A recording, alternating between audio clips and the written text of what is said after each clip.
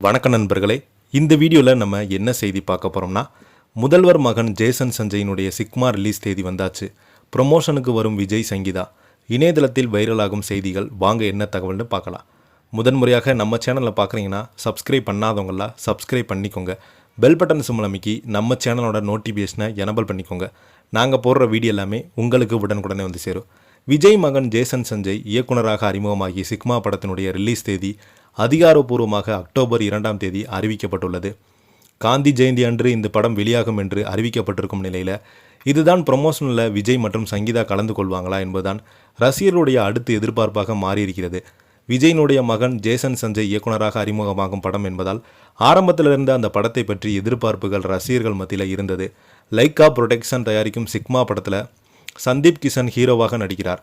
பிரியா அப்துல்லா கதாநாயகியாக நடிக்க தமன் இசை அமைக்கிறார்.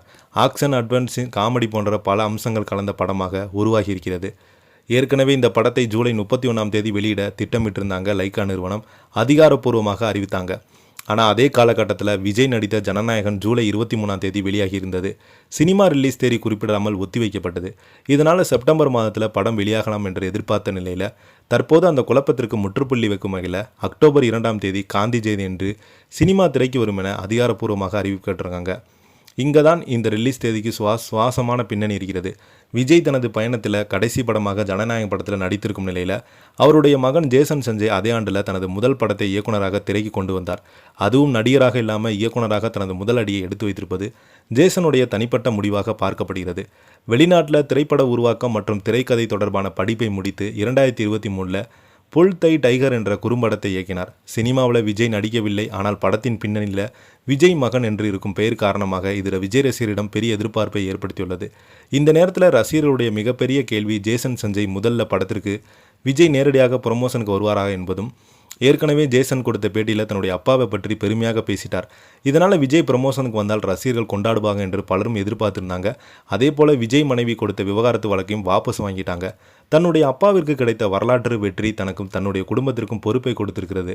அதனால் அப்பாவிற்கு களங்கம் வராத வகையில் நடந்து கொள்ள வேண்டும் என்று தானும் தன்னுடைய தங்கையும் குடும்பத்தினருக்கு பொறுப்பாகவும் நடந்து கொள்வதாக ஜேசன் விஜய் அந்த பேட்டியில் பேசினார்.